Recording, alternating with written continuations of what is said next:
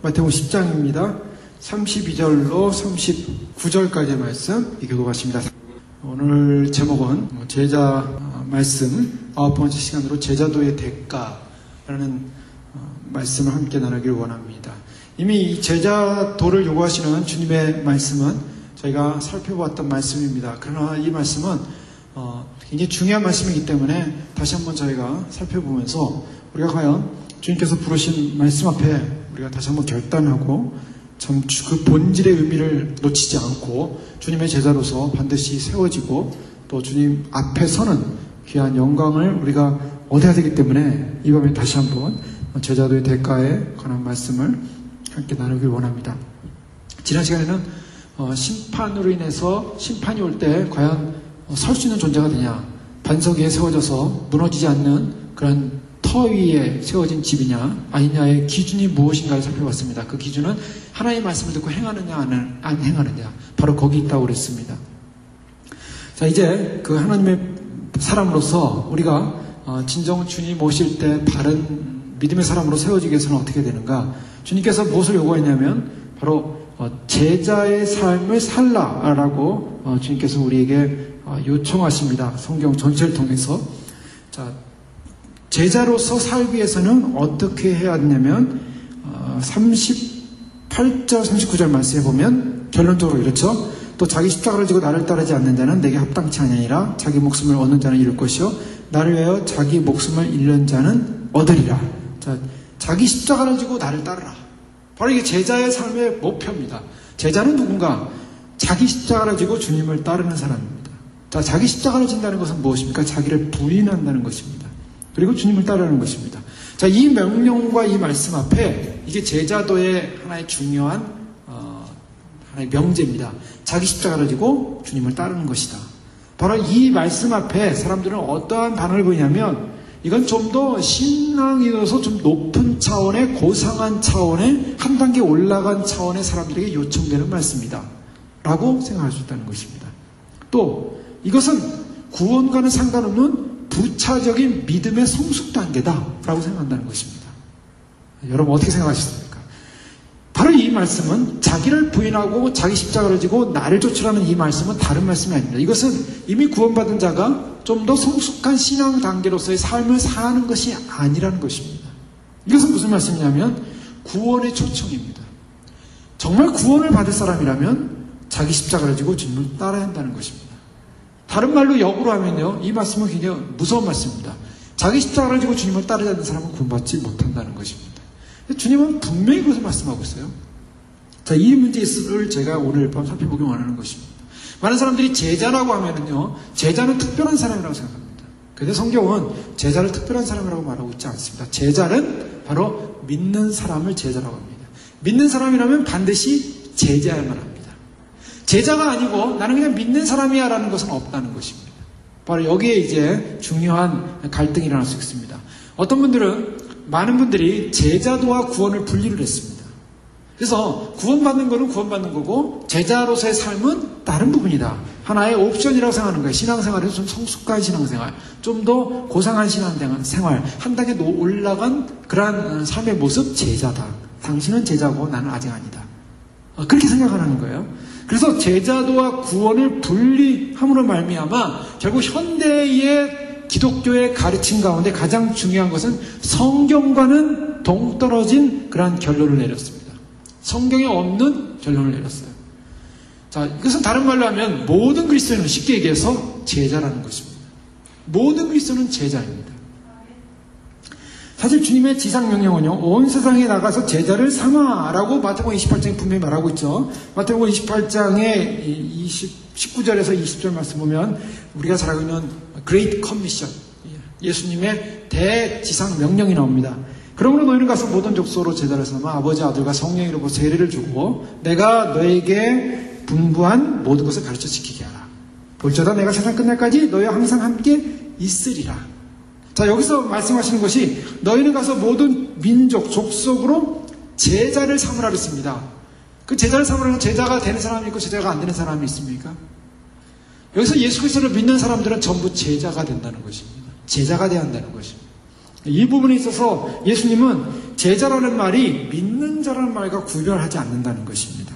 모든 족속으로 가서 제자를 삼으라. 이 말씀은 예수님의 복음이 증거되는 모든 곳, 예수님의 말씀을 듣는 모든 사람들은 제자야만 한다는 것입니다. 자, 제자로서의 부르심은 바로 이 부분입니다. 그러면 더 나아가서 교회의 사명이 뭔가, 복음전도의 사명이 뭔가, 교회와 복음전도의 사명이 있다면 그것은 바로 제자를 만드는 것입니다. 제자를 만드는 것이 바로 교회의 사명이요 복음전도의 사명인 것입니다. 그 결국 제자는 예수님을 믿는 사람, 바로 믿는 사람이고, 이 믿음이 동기가 되어서 예수님의 명령을 따라서 순종하는 사람들이 바로 제자다.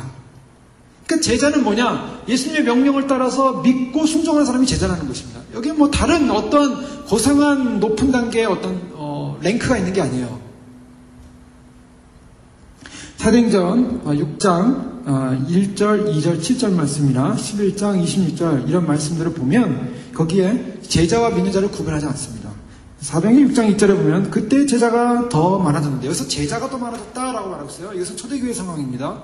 초대교회 상황에서 예수를 막 믿는 사람들이 많아진 거예요.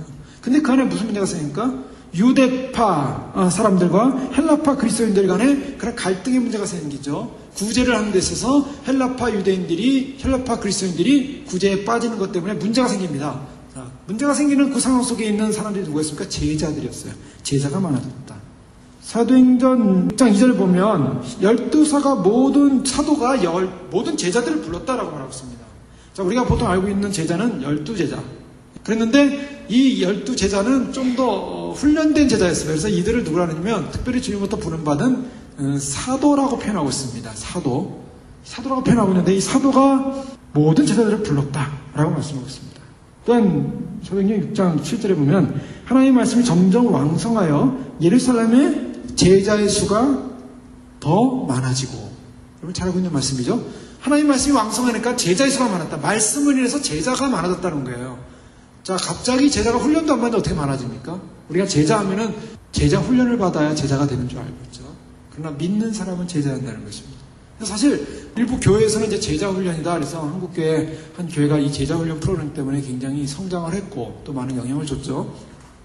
그래서 그 제자 훈련 프로그램 시스템이 많이 적용이 됐는데요. 그럼 제자 훈련 받은 사람은 제자가 됐냐는 거죠. 제가 제자 훈련 받았다고 하고 뭐 제자 훈련에 몇 단계까지 받아서 최고 단계까지 받아서 뭐 사역반까지 간 사람들을 보면은 제가 볼 땐 제자가 아닌 사람이 많아요. 죄송한데 사역반까지 해서 사역을 열심히 한대요. 그런데 제자가 아니에요. 왜 제자가 아닌 줄 아세요? 자기 위에 차 있어요. 제자가 아니에요. 자기를 부인해야 되는데 부인이 안 되고 있어요. 여기서부터 문제예요. 훈련은 다 받는데 제자는 아니에요. 제자 훈련 다 받아서 자기는 제자래요. 자기는 사역반이래요. 사역자예요. 그런데 제자가 아니에요.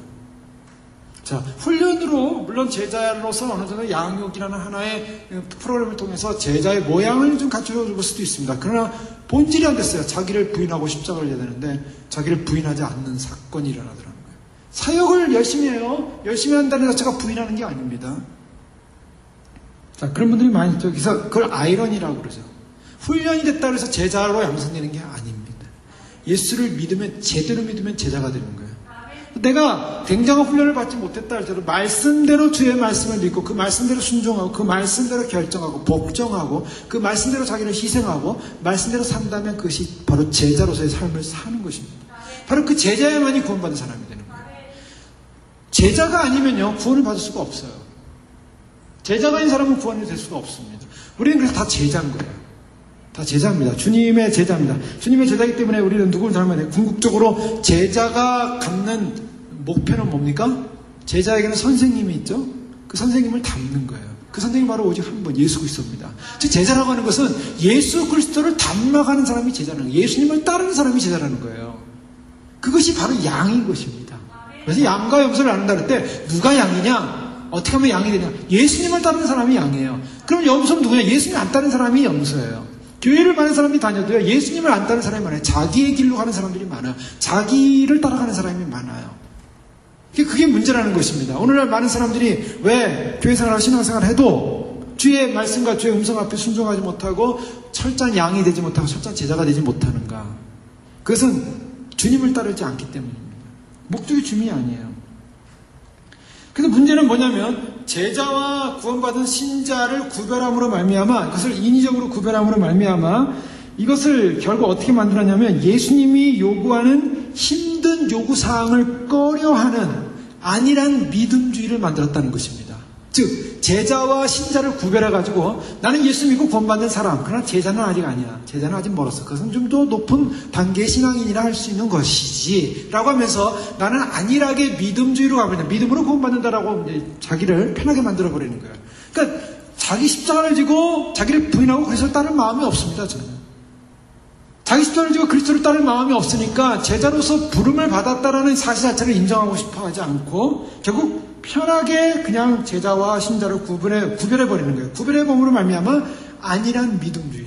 그래서 오늘날 많은 사람들이 구원받지 못하는 이유가, 교회 다녀도 구원받지 못하는 이유가 바로 이지 빌리비즘, 너무나 쉬운 믿음주의에 빠졌다는 거예요. 그것이 이전에 살펴봤던 바로 이신칭의와 연관이 되어 있습니다. 예수 그리스도를 믿음으로 의롭게 됐다라는 것 하나로 성화의 부분을 빼버렸어요. 그래서 옵션이라고 얘기했어요. 그래서 성화를 해도 되고 안 해도 되고, 이미 우리는 구원받은 구원은 따놓은 당상이니까 전혀 문제될 게 없다라고 함으로 말미암아 지옥 가는 거예요. 자, 그것을 칼빈이 그렇게 얘기했대요. 칼빈이 그렇게 얘기하지 않았습니다. 칼빈은 반드시 거룩하지 않으면 의롭다 칭함받을 수 없다라고 했어요. 그러니까 칼빈의 교리도 기독교도 모르고 그냥 카테고리, 이신칭의는 칼빈이 얘기했고 마틴 루터가 얘기했고 그냥 그 카테고리 하나만 해가지고 신학을 제대로 안 한 상태에서 그 사람들이 평가를 해버리는 겁니다. 쉽게. 잘못된 거죠. 예수님은 제자들을 부르실 때 예수님께서 그 대가를 치르는 것에 대해서 가르치십니다.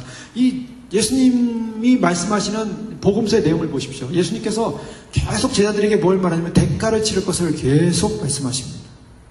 이 대가를 치를 것을 계속 말씀하실 때 이 말씀을 듣는 사람들에게는 어떤 마음입니까? 성경을 읽을 때 마음이 확 열리고 기쁨이고 이거 나에게 해당되는 거야. 난 대가를 엄청나게 치를 거야. 나는 대가 치르면서 전혀 문제 없어. 라고 기쁨으로 달려갑니까? 아니면 부담이 되기 시작합니까? 예수님이 말씀하신 게 부담으로 옵니까? 기쁨으로 옵니까? 자, 이것이 이제 굉장히 우리의 본질을 볼 수 있는 부분이죠. 사실 부담으로 옵니다. 왜요? 우리 안에 아직 죄성이 있기 때문입니다. 그리스도의 말씀과 그리스도가 원하시는 그런 삶으로 우리가 탁 달려가야 되는데 막상 달려가려고 하니까 여러 가지 복잡한 생각이 들고 여러 가지 우리 자신이 그리스도 앞에 완전 헌신하지 못하게 하는 그런 부담감이 생기는 거예요. 왜요? 또 그 대가에 대해서 우리가 얄팍한 생각을 하고 있기 때문입니다. 그래서 예수님께서는요, 그걸 계속 경고하는 거예요.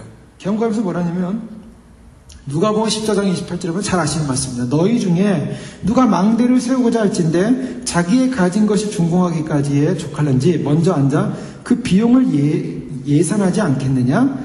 그렇게 아니하여 그 기초만 쌓고 능히 이루지 못하면 보는 자가 다 비웃어 가로되 이 사람이 역사를 시작하고 능히 이루지 못하였다 하리라. 자, 예수님께서 무엇을 말씀하시냐면 망대를 세우고자 할진대 가진 것이 준공하기까지 계산하지 않겠냐라는 거예요. 근데 계산을 잘못하면은 기초만 쌓고 능히 이루지 못한다. 하나의 일반 상식적 건축이라는 일반 상식을 가지고 예수님께서 비유를 드신 거죠. 우리가 주님을 따라가는 데서 계산을 반드시 해야 한다는 것입니다. 자, 이것이 지혜로운 사람이에요. 어떤 계산을 해야 되냐면 주님을 따르기 위해서는 어떠한 대가를 치러야 되는가를 계산하라는 것입니다. 무슨 대가를 치려고요? 자기를 부인하는 대가를 치러야 됩니다. 자기 십자가를 지어야 되는 대가를 치러야 한다는 것입니다. 이것이 주님이 요구하는 계산법이에요. 그런데요, 주님을 따르겠습니다. 주님이 구원하신 거 좋습니다. 주님이 나를 위해 십자가에 돌아가신 거 좋습니다. 그리고 나를 구원하신 자는 그 하나님의 사랑에 대해서 좋습니다. 거기까지는 좋아요. 그런데 그 다음 단계는 대가를 치르라는 말에는 부담이 돼요. 그걸 생각하고 싶지 않아요. 그래서 그건 계산하지 않는 거예요. 계산하지 않고 신앙생활을 시작합니다. 계산하지 않고 신앙생활을 했어요. 대가에 대해서는 계산하지 않았어요. 그런데 주님께서 계속 말씀하시고 넌 대가를 치러야 된다. 주님을 따르기 위해서는 너를 부인하고 자기를 부인하고 죽기까지 희생을 치르기까지 따라야 된다라고 주님이 요구하시는 거예요. 그 엄청난 요구 앞에 감당을 못하는 겁니다. 그래서 사람들이 어떻게 합니까? 그냥 거기서 무너지는 거예요. 주저앉는 거예요. 그건 감당할 수 없습니다. 자, 여기서 돌아서는 겁니다. 바로 그렇기 때문에 수많은 사람들이 주님을 따른다고 시작을 했지만 결국은 따르지 못해요.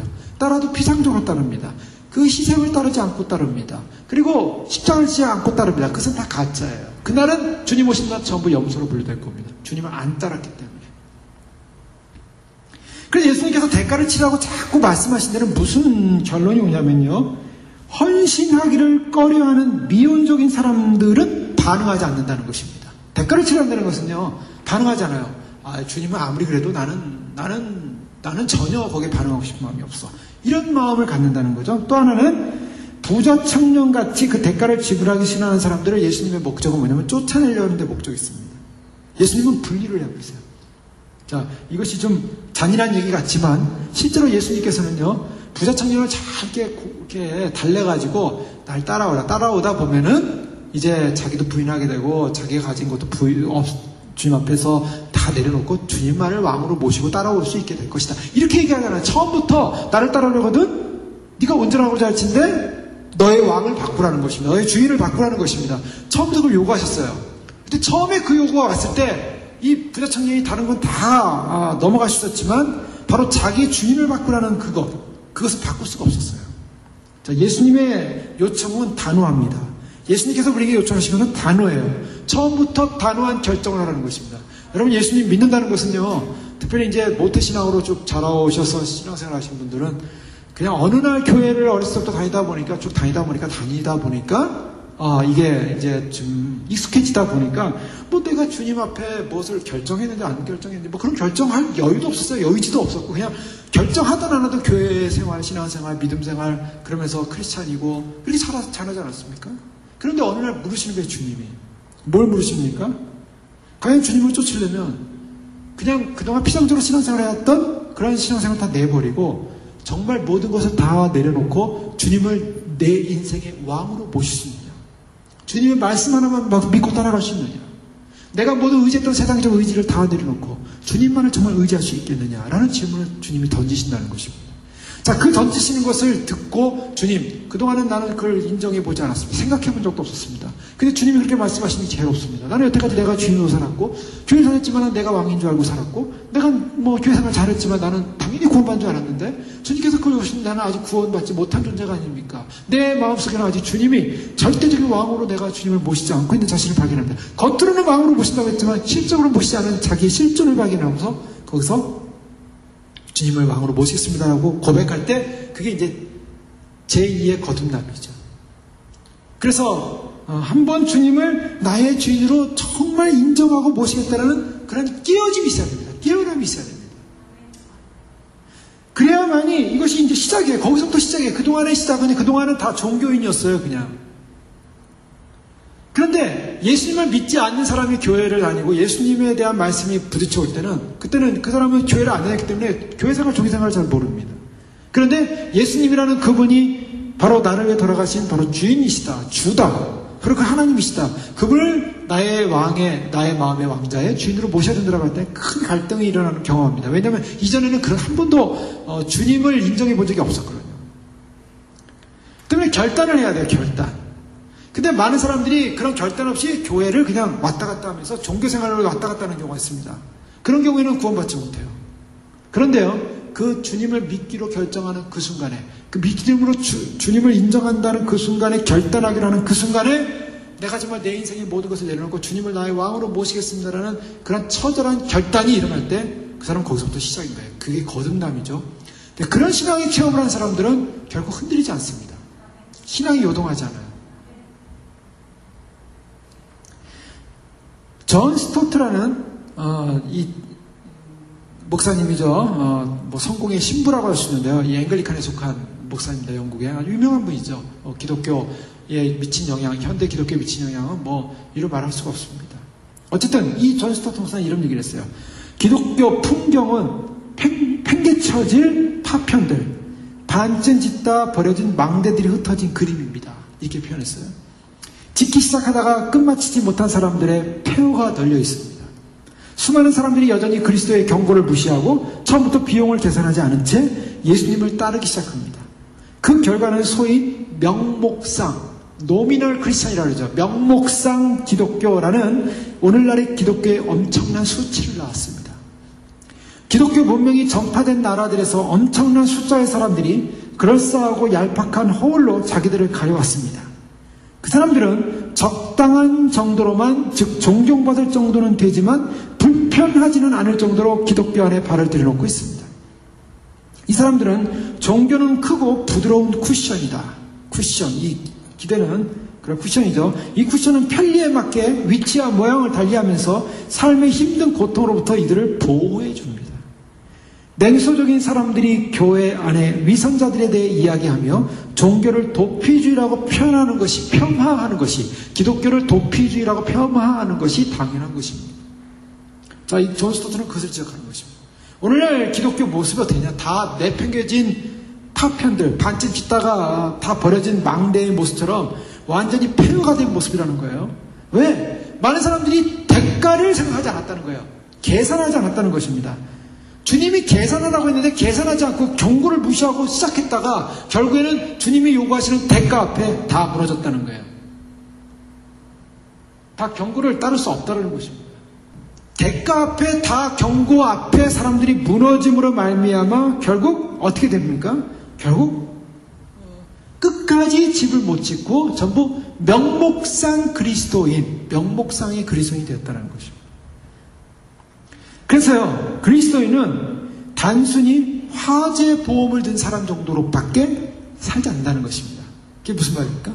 지옥불에 불타서 탈까봐 지옥불에 안 들어가기 위해서 화재 보험을 들어놓은 정도. 지옥불에 안 들어가기 위해서 구원이라는 화재 보험을 정도 들어놨다는 것입니다. 그런데 진정한 거듭난 사람은 무엇인가? 참된 신자들의 믿음은 복종과 순종으로 표현되어지고 그리스도를 따르는 것으로 표현되어진다는 것입니다. 그래서 무조건적으로 그리스도를 주님과 구주로 섬기며 하나님을 기쁘시게 해드리기를 열망하면서 겸손하고 온유하게 배우는 사람들이고 전적인 헌신을 하는 사람들이다. 의식적으로나 고의적인 후퇴를 하지 않는 온전한 헌신을 하는 사람이 진정한 기독교인이다라고 말하고 있는 것입니다. 자, 여기서 중요한 것은 뭡니까? 의식적으로나 고의적인 후퇴를 안 한다. 왜요? 값을 계산했기 때문입니다. 우리가 신앙생활에 승리하는 비결이 뭔가? 우리가 신앙생활에 무너지지 않는 비결이 뭔가? 그것은 계산할 수 있어야 한다는 것입니다. 자, 이것은 마지막 주의 오심을 준비하는 우리들의 입장에서 똑같습니다. 똑같은 믿음입니다. 똑같은 것입니다. 주님 오심을 준비합니다. 주님이 우리의 생명이죠. 우리의 구원입니다. 주님 오신다는 것은 우리가 구원받는 날입니다. 또 구원의 완성이 이루어지는 날이에요. 그리고 하나님 나라의 통치가 임하는 영광스러운 날입니다. 그런데 그런 영광스러운 날을 바라보면서 많은 사람들이 그것을 향해 가다가 도태하는 이유가 뭡니까? 계산하지 않기 때문입니다. 주님 오신다니까 좋아요. 주님 오시면 또 휴거가 일어난다니까 거기에 대한 기대도 해봐요. 나도 휴거되지 않을까? 그러면서 주님 오신다니까 덩달아서 이렇게 살면 나도 또 휴거되지 못하고 또 환란에 남거나 아니면은 베리치 같은 것을 결국 거부 못하면은 지옥에 떨어질 텐데 두렵기도 하겠죠. 근데 그런 것 때문에 예수님 오심을 믿는 사람들은 중간에 다 도태한다는 거예요. 그럼 뭐냐? 승리하는 비결이 뭐냐? 승리하는 비결이 뭡니까? 승리하는 비결은 계산해야 된다. 뭘 계산합니까? 주님 오심을 기다리면서 주님의 영광스러운 재림을 기다리면서 또한 주님과 함께 영원히 살 것을 기다리면서 구원을 기다리는 사람들이 가져야 할 것은 계산하는데 그 계산의 방법은 뭡니까? 그것은 자기 십자가를 지고 주님을 따라가야 한다는 것입니다. 주님을 따라가는 자기 십자가를 지고 가는 것, 그것이 뭔가? 자, 그 마태복음 10장의 오늘 말씀이 이겁니다. 누구든지 사랑 앞에서 나를 시인하면 나도 하늘에 계신 내 아버지 앞에서 저를 시인할 것이요. 누구든지 사랑 앞에서 나를 부인하면 나도 하늘에 계신 내 앞에서 아버지 앞에서 저를 부인하리라. 1차적으로 중요한 것이 뭔가? 1차적으로 중요한 것은 주님께서 우리에게 시인해야 한다는 것을 말하고 있습니다. 자, 무엇이 대가인가? 먼저 중요한 것은 주님이 어떤 분인가를 시인할 수 있어야 한다는 것입니다. 주님을 과연 시인할 수 있는가? 주님을 과연 공개적으로 고백할 수 있는가? 참된 그리스도인의 모습은 로마서 1장 16절 말씀처럼 내가 복음을 부끄러워하지 아니하노니 이 복음은 모든 믿는 자에게 구원을 주시는 하나님의 능력이 됨이라. 첫째는 유대인에게 또한 헬라인에게로다. 내가 복음을 부끄러워하지 않는다 그랬습니다. 바울에 있어서는요, 예수 그리스도를 시인함에 있어서 어떤 부끄러움도 어떠한 주저함도 없었습니다. 그래서 예수님을 만나고 나서 분명한 예수 그리스도가 어떤 분이라는 것을 시인할 수 있었습니다. 여러분, 우리는 예수 그리스도를 어떻게 시연하고 있습니까? 진정한 제자라면요, 내가 믿는 예수 그리스도를 분명히 시인할 수 있어야 되는 것이죠. 내가 믿는 예수 그리스도는 바로 이 땅 가운데 다시 영광 가운데 우리를 데리러 오시는 바로 재림의 주님. 우리를 지금 구원하셔서 영원한 영광의 나라로 우리를 예비하실 뿐만 아니라 주님이 우리를 구원하시기 위해서 다시 오셔서 우리를 데려가실 그 주님. 그 영광의 주님을 우리가 시인할 수 있어야 되는 것입니다. 내가 그것을 고백할 수 있어야 한다는 것입니다. 자, 그것은 무엇을 말하냐면 예수님이 가지신 그 분명한 믿음과 그 말씀에 대한 분명한 행동, 그 동일한 대접을 받고 시인한다는 것은 무엇을 전제로 하냐면 내가 그것을 시인함으로써 오는 여러 가지 핍박이나 오해나 또 사람들로부터 몰이해나 외로움이나 그런 대접받음에 대해서 두려워하지 않는다는 것입니다. 두려워하지 않는다는 거예요. 예수님이 누구라는 것을 증거했을 때, 하나님의 아들임을 증거했을 때 예수님이 돌아온 것은 칭찬이 아니었습니다. 사람들로부터 돌 맞을 일들만 있었어요. 당시 유대 지도자들은 예수님을 돌로 쳐서 죽이려고 했고요. 낭떠러지 끝으로 와서 예수님을 밀어서 떨어뜨리려고 했고요. 예수님이 하나님의 아들로서 권능을 행하시고 그가 하나님께서 보내신 진정한 메시아라는 것을 사람들에게 드러내기 시작했을 때 사람들이 행동했던 것은 다 예수님을 대적하는 행동이었습니다. 여러분, 우리가 예수님의 다시 오심을 증거하고 예수님의 다시 오심을 선포하고 예수님이 우리를 구원하실 것이라는 이 놀라운 사건을 시인하기 시작할 때는 우리가 어떤 일이 일어납니까? 예수님과 동일한 대접을 받는다는 것입니다. 오늘날 왜 마지막 복음이 사람들에게 인기가 없는가? 마지막 복음을 전하게 되면 사람들이 오해를 가져온다는 거예요. 사람들로부터 오해와 그 다음에 사람들로부터 오는 비난과 또 사람들로부터 오는 그런 몰이해와 사람들로부터 오는 그런 비웃음과 그것이 상관이 없습니다. 예수님께서 세상을 향하여 대적하는, 대면하는 그런 모습이 두려움 없이 했듯이 우리 또한 주님을 신뢰한다는 것은 이 세상을 향하여 내가 믿는 바로 그 예수 그리스도, 내 주인이신 그분에 대해서 세상을 향하여 대면하고 대적하면서 우리는 두려움 없이 선포할 수 있고 두려움 없이 나아갈 수 있다는 것입니다. 바로 그것이 시인입니다. 주님이 오실 때 우리를 향하여 부끄러운 모습을 갖고 우리가 주님에 대해서 부끄러운 모습을 갖고 있었다면 주님이 오실 때 우리를 부끄러워하신다 그랬습니다. 주님이 오실 때 우리를 부끄러워하지 않기 위해서는 우리가 주님을 전혀 부끄러워하지 않는 것입니다. 자, 그것은 내가 치른 대가가 무엇인가를 아는 사람입니다. 내가 믿는 그분, 내 인생을 걸고 내 삶을 걸고 내 전적인 모든 것을 걸고 내가 신뢰한 그분을 내가 알기에 그분을 선포할 수 있고 그분을 드러낼 수 있는 것입니다. 그분을 알기 때문에. 그분을 모른다면 그분을 이야기한다는 것이 얼마나 부정확하고 얼마나 불안하고 얼마나 확신이 없겠습니까? 그러나 그분을 알기 때문에 우리는 시인할 수 있고 그분을 알기 때문에 우리는 선포하는 것이고요. 로마서 10장 9절에 보면 내가 만일 내 입으로 예수를 주로 시인하며 또 하나님께서 그를 죽은 자 가운데서 살리신 것을 내 마음에 믿으면 구원을 얻으리라. 입으로 시인한다. 이 말로 이 시인한다는 이 고백은요, 말로만의 고백이 아니라 시인함으로 말미암는 삶을 말하는 것입니다. 디도서 1장 16절은 경고합니다. 무엇을 경고합니까? 저희가 하나님을 시인하나. 자, 시인하는, 그 다음에 뭡니까? 행위로는 부인하니 가증한 자요 복종치 않는 자요 모든 선한 일을 버리는 자니라. 하나님을 시인하는데요, 행위로는 부인한대요. 자, 이것이 굉장히 중요한 경고죠. 우리가 시인한다고 했을 때는 우리가 시인함으로써 말미암는 이 모든 행위나 대접이나 모든 우리 앞에 오는 여러 가지 불이익이나 또 우리 안에 있는 모든 장애들을 두려워하지 않는다는 것입니다. 그런데요, 하나님을 시인한다고 하지만은 모든 삶에서 자기에게 오는 그런 불이익과 두려움을 가지고 행위로는 부인하며 사는 그런 모습, 말로는 믿는 것처럼 하지만 그러나 실제로는 믿지 않는 자의 삶을 사는 것, 행위로는 부인하니 가증한 자요 복종치 않는 자요 모든 선한 일을 버리는 자죠. 자, 이 부분을 경고하십니다. 중요한 것은 그런 시인한 자다운 믿음의 삶을 살라는 것입니다. 믿음의 삶을 살면서 우리가 담대하게 선포할 수 있어야 한다는 것이죠. 자, 하나님의 아들로 시인하는 이 시인 속에는요, 때로는 어려움도 있습니다. 디모데 같은 경우는 바울이 디모데에게 편지를 쓰면서 어떤 경고를 하냐면, 디모데가 굉장히 어려움에 빠졌어요. 디모데가 바울이 이제 세상을 떠나게 되면, 감옥에 갇혀서 세상을 떠나게 되면 이제 멘토가 없어지는 거예요. 영적인 멘토. 그래서 완전히 두려웠습니다. 그때 마귀가 디모데를 막 뒤흔드는 거예요. 그래서 디모데가 막 갈등이 나면 나는 누구를 의지하며 사나 이제. 그때 바울이 디모데에게 한 말은 뭐냐면 정신 똑바로 차리라는 겁니다.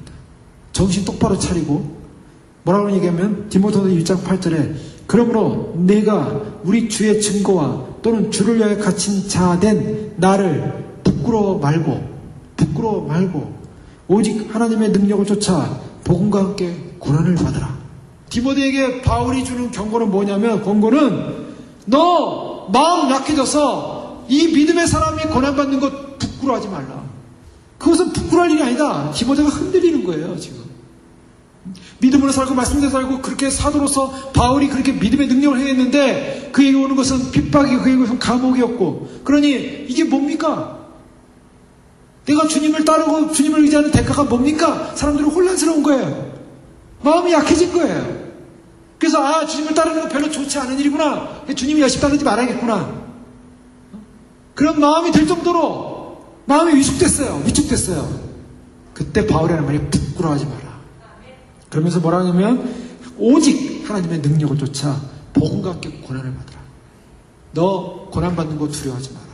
복음과 함께 고난을 받으라. 그래서 디모데후서는요, 복음과 함께 고난을 받으라 합니다. 복음과 함께 고난을 받으라. 여러분, 복음이 뭡니까? 복음이 복된 소식이죠. 근데 복된 소식이 우리 믿는 믿음의 사람들에게 따라온 것은 고난이라는 것입니다. 그것을 두려워하지 않는 거예요. 그것을 부끄러워하지 않는 겁니다. 두려워하지 않고 부끄러워하지 않고 하나님의 능력을 쫓아 복음과 함께 고난을 받는 것, 바로 이것이 시인이라는 것입니다. 우리가 시인한다는 것은요, 때로는요 어려운 일입니다. 이것은 때로는 고난 가운데서 그것을 시인한, 나의 하나님이 어떤 분이신가? 사람들이 고난이 오면은 하나님이 돌아가셨냐? 하나님이 매일 너를 돕지 않느냐? 하나님이 너와 함께하지 않는 것이 아니냐? 사람들은 그렇게 비웃어요. 마귀는 그렇게 비웃습니다. 그러면서 너 하나님을 부인해라. 네가 믿는 하나님은 떠났다. 네가 믿는 하나님은 너를 안 도울 것이다. 이게 다 마귀 소리거든요. 그때 내가 주님을 믿고 따르는 이 믿음, 내가 아는 그분, 내가 아는 주님, 나와 함께하는 그분이 나를 떠난 것이 아니라 내가 당연히 주님과 함께 가는 이 길은 고난이 따르는 것이고 그 고난과 함께 나는 가고 있습니다. 이런 믿음의 고백을 하면서 당당히 이겨나가라는 것입니다. 부끄러워하지 말라는 것입니다. 두려워하지 말라는 것입니다. 주님께서 우리에게 요구하시는 것은 우리가 주님을 시인할 수 있는 믿음. 마태복음 10장 30절에 누구든지 사람 앞에서 나를 시인하면 나도 하늘에 계신 내 아버지 앞에 저를 시인할 것이요. 심판날에요, 확증이 나타날 것입니다. 주님 앞에 시인한 사람과 시인하지 않는 사람. 물론 그날에 거짓인 부인자들은 주님을 경멸하고 욕하고 죄름을 저주했던 사람일 것입니다. 그런데요, 또 어떤 사람은요, 거짓 제자들이죠. 자기가 그리스도인이라고 주장하지만 실제로는 그렇지 않은 삶을 사는 사람들. 나는 주님을 따른다고 말했지만 실제로는 따르지 않은 사람들. 주님을 시인하지 않는 것입니다. 말로는 시인하나 행위로는 따르지 않는 자이다라고 말했습니다. 그는 거짓된 자요, 가증한 자라고 말하고 있습니다. 주님께서는 우리에게 무엇을 말씀하십니까? 반드시 우리가 심판대 앞에 서게 되는데 주님께서 우리를 양과 염소로 가른다 그랬습니다. 그런데 어떻게 했습니까? 주님을 따르고 주님을 시인하고 주님을 의지하는 사람들은요, 주님 말씀대로 순종하고 주님 말씀대로 두려워하지 않았고 주님 말씀대로 행했고 그 행함으로 말미암아 결국 주님께서 그것을 행한 그 자체를 시인으로 인정해 주겠다는 것입니다. 두 번째로 보면 이제 제자로서 가는 길이 어떤 길이냐? 두 번째는 우선순위입니다. 이거 이미 아까 초대에 말씀드린 건데요. 34절 말씀 보면 내가 세상에 화평을 주러 온 줄로 생각지 말라. 화평이 아니요 검을 주러 왔노라. 내가 온 것은 사람이 그 아비와 딸이 어미와 며느리가 시어미와 불화하게 하려 함이니 사람의 원수가 자기 집안 식구리라. 아비는 어미를 나보다 더 사랑하는 자는 내게 합당치 아니하고 아들이나 딸을 나보다 더 사랑하는 자도 내게 합당치 아니하고. 이것은요 누가복음 14장과 동일한 말씀입니다. 누가복음 14장 26절 이하에 보면요, 물은 내게 오는 자는 자기 부모와 처자와 형제와 자매와 및 자기 목숨까지 미워하지 아니하면 능히 나의 제자가 되지 못하고 누구든지 자기 십자가를 지고 나를 쫓지 않는 자도 능히 나의 제자가 되지 못하리라. 여기서 제자 문제를 얘기하면서요, 어떤 얘기하냐면 물은 내게 오는 자가 자기 부모, 처자, 형제, 자매, 자기 목숨까지 미워하지 않으면 나의 제자가 못 된대요. 나의 제자가 못 되면 어떻게 됩니까? 구원 받습니까? 못 받습니까? 아까 초기 논리로 들어가면 못 받습니다. 구원. 나의 제자가 되지 못한다. 구원받지 못하는 것입니다. 자, 예수 그리스도의 제자로서 부름받은 사람, 신앙인으로서 예수님을 믿는다고 고백하고 예수님을 나의 주로 고백하는 사람들에게 있어서는 무슨 제자도 같다느냐, 무슨 대가를 치러야 되냐면 자기 부모, 처자, 형제, 자매, 자기 목숨까지 미워야 한다는 거예요. 그러면 이것이 성경하고 어긋난 것입니다. 이것을 볼 때 많은 사람들이 갈등이 일어나죠. 이 성경에서는 그러면 예수님은 뭐 가족을 다 미워하고 원수로 알고 떠나라는 말인가? 그렇지 않죠. 출애굽기 20장 10절에 내 부모를 공경하라 그랬죠. 에베소 5장 25절에는 남편들 아내 사랑하고 아내는 남편을 사랑하고 자녀는 부모를 순종하고 부모는 또 자녀를 어기하지 말고 이런 자녀와 부모와의 관계 이런 관계 이 관계를 굉장히 중요하게 여기고 말씀하셨습니다. 그런데 예수님 무슨 말을 말씀하십니까? 예수님은 자기 부모와 형제와 자매와 자기 목숨까지 미워하지 않으면 능히 나의 제자가 되지 못한다 이렇게 말씀하셨어요. 그러면 미워하라는 겁니까? 사랑하라는 겁니까? 이 말씀의 핵심은 무엇입니까? 이 말씀의 핵심을 잘 보세요. 이것은 우선순위입니다. 이 우선순위를 제대로 정하라는 거예요. 즉 예수님보다 예수님을 따르는 것 예수님보다 이것을 더 사랑하면 자 사랑의 반대가 뭡니까? 미움이죠. 미워하지 않으면 이 말은 뭐냐면 예수님보다 나의 부모 예수님보다 나의 처자 예수님보다 나의 형제 예수님보다 나의 자매를 더 사랑하면 끝이라는 거예요. 자, 이거 굉장히 중요한 말씀입니다. 제가 예전에 한국에 있을 때, 20년 전이죠. 중고등학생 하는데, 근데 그 어머니가 늘 하는 말이, 너는 내 아들이 아니야. 너는 하나님의 아들이야. 그러면서 뭐라 그러냐면, 늘 얘기하는 게, 이제 아파트에 살고 계시는데, 야, 이 아파트는 네 거 아니야. 하나님 거야. 애한테 계속 그걸 얘기하는 거예요. 그래서 애가 마음이 상처가 좀 있었어요. 그래서, 엄마, 아빠는, 나보다 하나님을 더 사랑해요. 근데 이제 그렇게 얘기해요. 나보다 하나님을 더 사랑해요. 그러니까 애가 부모님이 하나님보다 자기를 더 사랑하길 바라는데 너 외에는 없어 이래야 되는데 우리 엄마 아빠는 하나님이 제일 최고예요. 아예 그냥 자기 스스로 그렇게 여기고 있어요. 근데 그 아이들이 어떻게 되는 줄 아세요? 얼마나 하나님을 잘 섬기는지 몰라요. 얼마나 하나님을 섬기고 하나님 앞에 헌신하고 귀하게 자랐는지 몰라요. 그때는 이해가 안 됐어요. 좀 섭섭했겠죠. 근데 자라면서 그러고 보니까 저게 진짜구나. 그걸 알게 된 거예요. 부모님이 그걸 주입시키더라고요. 계속. 자, 무엇을 말하냐면 우선순위가 뭐냐를 분명히 알려주는 거예요. 나의 신앙의 우선순위는 너가 아니다. 나의 신앙의 우선순위는 이 세상의 누구도 아니다. 하나님이다.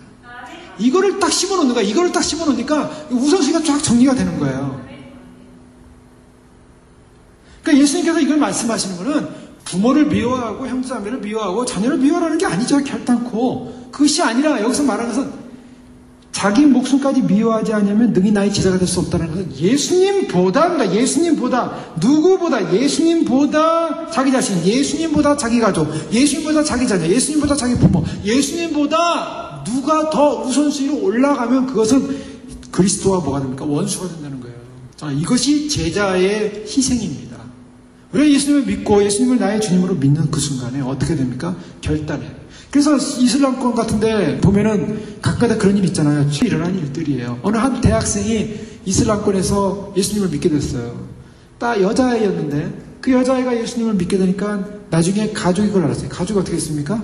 그 딸을 죽였습니다. 이슬람권에서는 예수 믿는 건 그 배도행이에요. 완전 민족적 사회적 배도행. 딸을 부모가 죽였어요. 그래서 상관이 없어요. 이슬람권에서는 한 손에 칼을 한 손에 코란을 뭡니까? 오바마가 연설한 걸 보니까 홀리 코란 하면서요. 이슬람 우리와 같은 형제들이라 그래요. 그런데 성경을 인용하면서 산상수훈을 인용하면서 성경 나부랭이가 우리에게 뭐가 도움이 되겠냐고 이렇게 연설했던 사람이에요.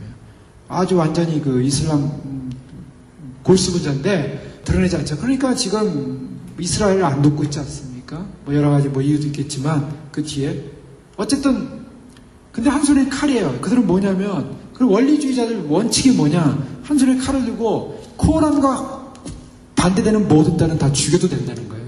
그래서 모든 이스라엘권이 이스라엘을 다 없애겠다고 하는 거예요. 그건 당연한 겁니다. 그들에게 있어서는.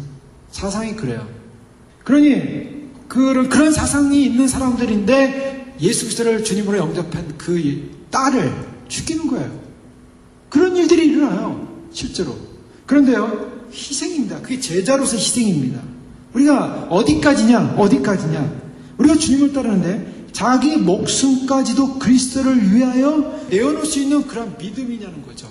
자, 이것이 바로 주님 오심을 준비하는 믿음의 백성들에게 요구되는 신앙입니다. 제자에게 요구되는 신앙이에요. 자기 목숨마저도 그리스도를 위하여 내어놓을 수 있냐는 거예요. 그것이 휴거자에게 요청되는 사실이요. 기본 조건이요.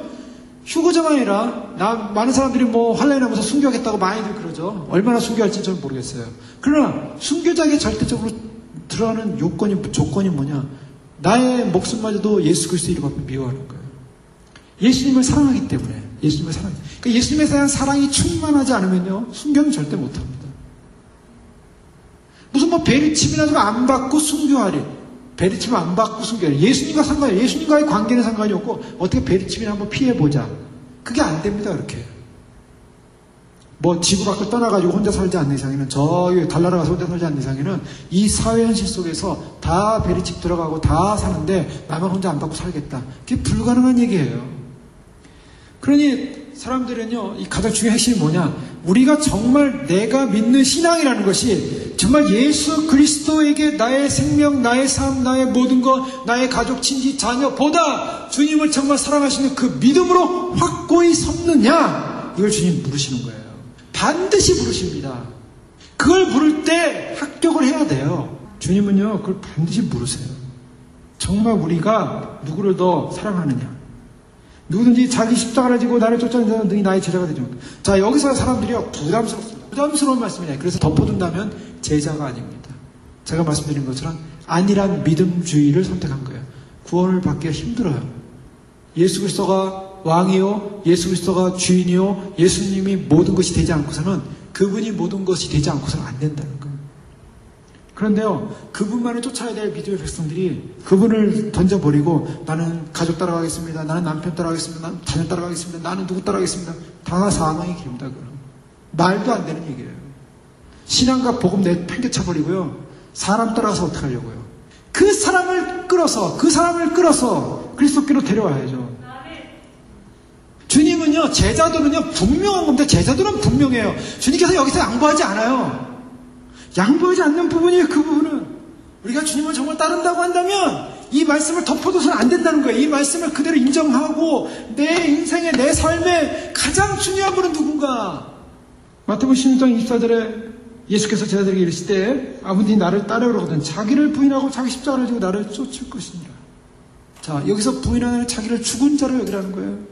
그래서 고린도전서 9장 20절에 사도 바울은 내가 내 몸을 쳐 복종하게 하면 내가 남에게 전파한 후에 자기가 도리어 버림이 될까 두려움이로다. 내가 내 몸을 쳐 복종하면, 내 몸을 쳐 복종한다는 게 뭡니까? 자기를 쳐서 복종한다는 게 뭐예요? 외친다는 게 자기를 죽이겠다는 거예요. 자기를 죽이겠다. 자기를 부인하고, 자, 자기를 부인하는 말은 무슨 말입니까? 수없이 들어온 말이에요. 우리가 천국 가는데 가장 무서운 적은요, 제 원수 마귀 보다 더 무서운 적은 원수 마귀보다 내 안에 있는 자아예요. 이 자아가 천국 들어가는데 아주 치명적인 질병이요, 치명적인 독이에요. 이 자아 때문에 못 들어가는 거예요. 자아 때문에. 이 자아를 어떻게 하라고요? 에베소 4장 20절에 너희는 유혹의 욕심을 따라 썩어져가는 구습을 쫓는 옛사람을 벗어라. 이 옛사람 꼭 버려야 됩니다. 에베소서에 그렇게 살펴봤던 것이 옛사람이 지긋지긋한 옛사람. 자, 이 옛사람은 뭐냐면 계속 우리에게 유혹의 욕심을 가지고요, 썩어져가는 구습을 쫓으라는 거예요. 세상을 쫓으라. 세상은 이생의 자랑, 안목의 정욕, 육신의 정욕, 이생을 쫓아가라. 세상은 좋다. 너는 너의 욕심을 따라가라. 너의 유혹을 따라가라. 너는 너 자신을 버리지 마라. 너의 자존심 버리지 마라. 너의 사랑 버리지 마라. 너의 명예 버리지 마라. 너를 들여 세워야 되지 않겠느냐. 너를 자랑해야 되지 않겠느냐. 너를 높여야 되지 않겠느냐. 네가 인정받아야 되지 않겠느냐. 네가 대단한 존재가 되지 않겠느냐.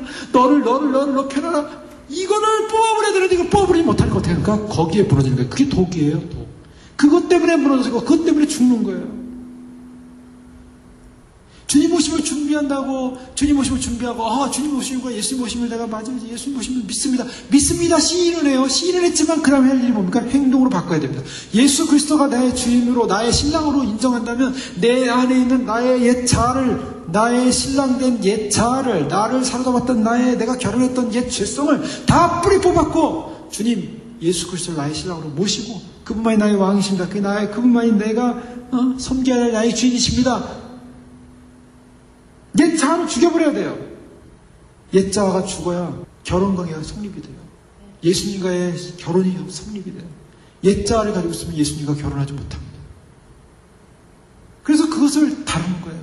이 부분은 주님 오심을 준비한다고 하는 그런 많은 조건 앞에서 우리는 무엇을 해야 되냐? 우리는 끝없는 내 안에 아직도 뽑히지 않는 나의 옛 자아, 내 안에 내가 왕이신 예수 그리스도가 나의 주인으로서 통치하고 다스리지 못하는 그 부분, 그 부분을 발견하고 그 부분을 뿌리 뽑고, 그래서 나는 날마다 죽노라, 그래서 나는 날마다 거듭나고, 그래서 나는 날마다 새로워지고, 그래서 나는 날마다 주 앞에 주님과의 새로운 교제를 하고. 예수님께서 이렇게 심한 표현을 하신 이유는 자기 몸을 쳐서 복종하고 자기를 부인하고 자기 십자가를 지고 쫓으라고 하시면서 하는 것은, 미온적인 사람들이 내가 예수님 믿어줬지만 저 예수님을 따라가지 않고 나의 십자가를 지고 않고 가더라도 나는 천국 갈 거야 라는 가능성에 대해서 완전히 부숴버립니다. 착각하지 말라는 거예요. 그리스도가 최우선순위가 되지 않고서는, 예수님께서 내 인생의 삶의 가장 중요한 최우선순위가 되지 않고서는 천국 갈 수 없다는 것입니다. 천국에 그 사람 없어요. 왜요? 제자가 아니기 때문입니다. 나와 상관이 없다. 합당치 않다. 무서운 말씀입니다. 그러니까 우리가요, 처음부터 예수님을 따르기로 하는 그 순간부터, 아니면 지금 이 순간부터, 아니면 과거 어떤 순간부터 내가 예수님을 따르기로 했던 그 순간에 어떠한 결정이 있었다면 철저하게 예수 그리스도 그분만을 따르기로 결정해야 되는 것입니다. 내 인생에 철저하게 거기에 복종해야 돼요. 내 인생의 모든 가치관, 삶, 내 모든 우선순위, 내 모든 삶의 영역 다 주 그리스도 앞에 복종해야 돼요. 그렇지 않으면 천국은 없는 거예요. 그렇게 생각하셔야 돼요. 휴거는 말할 것도 없고요, 천국도 없는 거예요. 뭐 그런 사람들이 다 순교를 다 배도합니다. 자기 자아 때문에. 자기 먹고 살아야죠. 살 길 찾아야죠. 무슨 순교랍니까? 다 배도하게 돼 있어요. 진짜 순교할 사람들은 진짜 자기를 비우는 작업을 해서 이름도 없이 준비하고 있어요. 어떤 사람은 나는 순교하려고서 아주 떠벌리고 다니는 떠벌리고. 그런 사람들이 순교할 수 있을 것 같습니다. 사람 눈치만 보면서 여러 갔다 저리 갔다 어떻게 할까 이렇게 보면서 이러면서 마지막을 준비하는 사람들은요, 기회주의자들은 절대로 주님 앞에서 순교하지 못합니다. 진짜 믿음을 갖고 있으면 진짜 주님이 나의 주인이시고 나의 왕이시고 나의 모든 것이고, 주님 앞에 내가 가진 그 믿음의 결정과 믿음의 그 대가, 그것을 계산하는 그 대가를 알기 때문에 내가 어디까지 값을 치러야 되는 걸 알고 있는 거예요. 어디까지요? 주님이 요구하신 게 어디까지입니까? 주님을 시인하되 모든 세상적 상황에서 주님이 받으셨던 것과 동일한 대가를 받는 것에 대해서 두려워하지 않아야 되고, 또 주님께서 말씀하신 것처럼 모든 것을 버리고 모든 것, 예수 그리스도 외에 어떤 것도 사랑할 수 없는 존재라는 것, 사랑하지 않기로 결정하는 것, 자기 자신마저도, 중요한 건 자기 자신이에요. 사람들은요, 다 가도 자기 자신마저도 미워할 수 있는 그리스도를 사랑하기 때문에 자기의 자아를 철저하게 죽일 수 있고 자기의 자아를 없앨 수 있고, 그래서 그리스도를 따르기로 결정하는 그것이 제자라는 것입니다. 또한 마태복음 10장 38절에 자기 십자가를 지고 나를 쫓아오는 자는 내게 합당치 않을 것이고, 누가복음 10장 20절에 누구든지 자기 십자가를 지고, 여기서 십자가라는 것은 뭐냐면 사람들이 십자가를 지고 나를 쫓아가니까 사람들이 십자가를 쉽게 생각하는 거죠. 뭐 십자가가 내 인생에서 여러 걸림돌 되는 거, 걸림돌 되는 사람들, 걸림돌 되는 가족들, 뭐 걸림돌 되는 여러 가지 그런 여러 가지 골치 아픈 일들, 골치 아픈 걱정거리들, 그런 게 이제 십자가라 생각해요. 그게 십자가가 아닙니다. 그것은 나한테는 뭐 골치 아픈데 이것만 없으면 나는 좀 편하게 예수님 잘 믿을 텐데 그것 때문에 내가 항상 골치 아파요. 그게 십자가가 아니에요. 진짜 십자가는 뭡니까? 십자가는 자기 죽음이에요. 자기 죽음. 십자가가 상징하는 것은 철저하게 자기 죽음이에요. 그래서 마태복음 10장 39절에 예수님이 이런 말씀을 하세요. 자기 목숨을 얻는 자는 잃을 것이요 나를 위하여 자기 목숨을 잃는 자는 얻으리라. 목숨이 관련되어 있어요. 목숨. 삶에서 조금 불편하고 어려운 거, 고민되고 걱정되는 거, 그게 십자가가 아니라 자기 목숨을 얻는 자는 잃을 것이요. 얻는다는 게 뭡니까? 목숨을 얻는다는 것은요, 목숨을 얻기 위해서 어떻게 됩니까? 목숨을 얻기 위해서 해야 되는 일은 자기 자아를 살리기 위해서 그리스도를 죽이는 일을 합니다. 그리스도를 부인하는 일을 해요. 그래서 결국에 그리스도를, 자기의 목숨을 얻기 위해서는 그리스도를 부인함으로 말미암아 자기 육신의 안전을 도모하는 것, 자아입니다. 결국 인간이 자기 육체적 목숨을 지키는 것 때문에 자기 영혼을 잃어버릴 수 있다는 거예요. 그런데 주님께서 뭐라고 합니까? 그리스도를 위해 기꺼이 자기 목숨을 버릴 수 있느냐? 이 질문하는 거예요. 정말 그리스도를 위해서 자기 목숨을 버릴 수 있느냐? 그렇다면 지금 당장 순교할 수 있느냐? 아니면 순교를 해야만이 구원받는다? 뭐 그런 개념은 아니에요. 순교만이 구원이다? 그것도 아니에요. 주님을 위해서 죽임을 당하도록 노력해라! 죽어가라! 이것도 아니에요. 예수님을 믿는 참된 그리스도인이라면 죽음 앞에서도 주님을 부인하지 않고 물러서지 않을 그런 믿음을 갖고 있느냐, 이걸 물으시는 거예요. 자기의 죽음 앞에서도 내가 뒤로 물러가지 않고 주님을 부인하지 않고 주님을 신뢰하고 주님을 의지하고 나아가시느냐, 바로 그런 사람이 순교하시는 거고, 그런 사람들이 또한 믿음으로 사는 것이고, 그런 사람들이 제자고, 그런 사람들이 휴거 백성인 거예요. 주님은 그 본질을 묻고 계신 거예요. 그러니까 주님이 우리의 인생을 어떤 삶으로 인도하시든 내가 그런 분명한 믿음 확신이 있다면 주님 앞에 흔들리지 않는 것입니다. 그것이 중요해요. 무엇이 두렵겠습니까? 무엇이 두려워요? 주님과 함께 가고 있고 주님과 함께 가고 있는 이 인생 가운데 내 인생의 주인 바로 주님이시고, 내가 이 땅을 살면서 주님을 위해서 내 목숨까지도 주님 결코 그것을 아까워하지 않을 정도로 주님을 사랑하기로 결정한 것이고, 주님 생명 나의 생명, 내가 살아도 주를 위해 사는 것이고 죽어도 주를 위해서 죽는 것이라면 죽어도 사는 것이고 살아도 사는 것이고, 주님과의 연합, 주님과의 하나됨, 여기에 두려움이 없는 거예요. 그것이 십자가입니다. 근데 그 십자가를 날마다 지려요. 그 십자가를 날마다 지려요. 날마다 우리는 어떤 삶의 모습이 원합니까? 날마다 내가 주님 앞에서 철저하게 어떠한 생명과 어떤 삶의 조건 앞에서 뒤로 물러서지 않을 확신과 믿음을 날마다 갖고 주님과 함께 이 믿음의 길을 걸어가는 것입니다. 고린도서 15장 30절에 형제들아, 내가 그리스도 예수 우리 주 안에서 가진 바 너에게 대한 나의 자랑을 두고 단언하니, 나의 자랑을 두고 단언하노니, 무슨 자랑을 바울이 했을까요? 고린도 교성들에게 나는 날마다 죽노라. 이게 바울의 자랑이었어요. 이게 참 놀라운, 자랑이 뭡니까? 자랑. 나는 날마다 죽는다. 나는 날마다 정말 죽는다. 내가 날마다 나 자신이 죽고 내가 죽고 그리스도가 내를 사는 그 자체가 나에게 자랑이다. 우리 자랑이 뭡니까? 우리 자랑이 뭘까요? 세상에서 잘 되는 거? 남들이 인정해 줄 만한 거? 인정해 줄 만한 여러 가지 가치관들? 그것이 자랑일까요? 참된 신자는 주를 위해 목숨을 내놓는 것이다. 이것이 바로 주님 말씀하시는 거고요.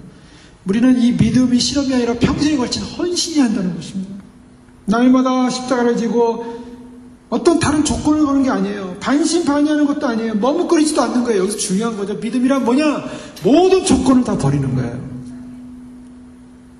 내가 요거는 믿고 요건 믿지 못해서 반신반의도 다 버리는 거예요. 머뭇거리지 마는 거예요. 주님께로 달려가는 거예요. 여러분, 주님께 달려갈 때 머뭇거리면서 주님께 달려가지 마시고, 내가 주님께 달려갈 때 전 존재를 뛰어 던지십시오. 우리가 그런 표현 많이 하잖아요. 믿음이란 뭐냐? 믿음이란 아이를 높은 데 딱 세워놓고요, 아이에게 부모님이 일로 와봐라. 아이가요, 뛸까 말까 고민을 합니까? 아니면 어떻게 합니까? 아버지가 아이를 그럼 뭐 이렇게 높은 데 세워놓고 나한테 뛰어봐. 그러면 아이가 어떻게 할까요? 뛰어내립니다. 왜? 누굴 믿고요? 아버지 믿고. 그게 믿음이에요. 전 존재를 드리는 거예요. 전체를 드리는데 아버지를 못 믿어요. 이 세상에 믿을 사람이 누가 있어?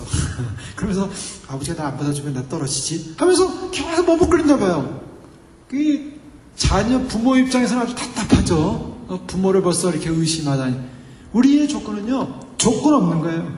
조건 없어요. 주님을 따르는데 조건 없습니다. 주님이 나의 모든 것이고, 주님을 믿되 절대적으로 믿는 것이고, 주님을 따르되 반신반의하지 않고 머뭇거리지 않고 그냥 전적으로 나가는 거예요. 그것을 주님께서 누가복음 9장 59절 이하에 말씀하셨어요. 누가복음 9장 59절 이하에 보면 57절부터 보면, 길 가실 때 어떤 사람이 여짜오되 어디로 가시는지 나는 따르리이다. 예수께서 이르시되 여우도 굴이 있고 공중에 새도 집이 있으되 인자는 머리 둘 곳이 없도다. 그러면서 내가 주님 따르겠습니다 그랬습니다. 그랬더니 주님께서 대가를 치러한다 그랬어요. 대가가 뭐냐? 예수님조차도 이 땅에 안락한 사람이 없다라고 선포했어요. 그 다음에 또 다른 사람에게 나를 따르라 하시니 그가 이르되 나로 먼저 가서 내 아버지를 장사하게 허락하옵소서. 이게 무슨 말이에요? 조건을 다는 거예요. 이제 주님께서 나를 따르라고 말씀하실 때 어떻게 됩니까? 제자는 주님을 따르는 거예요. 근데 내가 가서 내 아버지를 장사를 하고 오겠습니다. 장례 치르고 오겠습니다. 이르시되 죽은 자들로 자기 죽은 자들을 장사하게 하고 너는 가서 하나님의 나라를 전파하라. 또 다른 사람이 이르되 주여 내가 주를 따르겠나이다마는 나로 먼저 내 가족을 작별하게 허락하시오. 이게 뭡니까? 다 지금 조건을 달고 있다는 거예요. 자, 우리가 주님을 따르는 길에 있어서 조건이 없다는 것입니다. 믿음은요, 의식적으로 후퇴하지 않고 고의적으로 주님의 주되심을 피해가는 것이 아닙니다.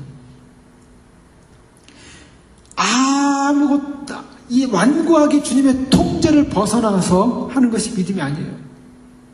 오직 믿음이라는 것은 주님 앞에 어떠한 조건도 달지 않고, 어떠한 반신반의도 없고, 머뭇거리지 않고 주님께 달려가는 것. 모든 세상과의 모든 인연을 애써 끊어버리고, 비상구마저 걸어 잠가버리고, 실패할 경우에 뒤로 물러가시는 어떤 도망가시는 창구도 다 닫아버리고, 안전장치마저 모조리 제거해버리고 주님을 신뢰하는 것입니다. 우리가 주님을 신뢰할 때요, 안전장치 하나 만들어 놓고 창구 하나 만들어 놓고 이렇게 해서 가는 것이 아니라는 것. 이 믿음, 주님에 대한 믿음입니다. 뭐 삶의 지혜는 필요하지만 우리가 주님에 대한 믿음이라는 것은 뭔가, 주님을 따른다는 그 믿음은요, 주님을 따르는 어떠한 여건을 두면 안 돼요. 주님 그분을 그대로 신뢰해야 돼요. 100%. 그분의 인격, 그분의 말씀, 그분의 약속, 그분의 모든 것을 신뢰하고 하는 것입니다. 그 믿음이야말로 진정 주님을 따르는 제자로서의 믿음이라는 거예요. 그래서요, 참된 신자라는 것은, 참된 제자라는 것은 자기들이 죽을 때까지 그리스도와 함께 전진한다는 것을 말하고 있습니다. 왜요? 목숨마저도 주님께 위탁하고 가기 때문에. 그러면서 주님께서 마지막으로 하신 말씀이 뭡니까? 비유에 의하면 9장 62절에 보면 예수께서 이르시되 손에 쟁기를 잡고 뒤를 돌아보는 자는 하나님의 나라에 합당하지 아니하니라. 이 무슨 말입니까? 손에 쟁기를 잡고 뒤를 돌아보지 말라는 것입니다. 하나님 나라에 합당한 자는 어떤 사람입니까? 조건이 없는 것입니다. 주님을 따르기로 하면 주님의 딸의 긴박성, 주님의 딸을 결정하고 주님을 신뢰하고 주님을 바라보고 주 앞에 전적으로 나 자신을 내어 던지고 주님을 바라보며 나아가는 것.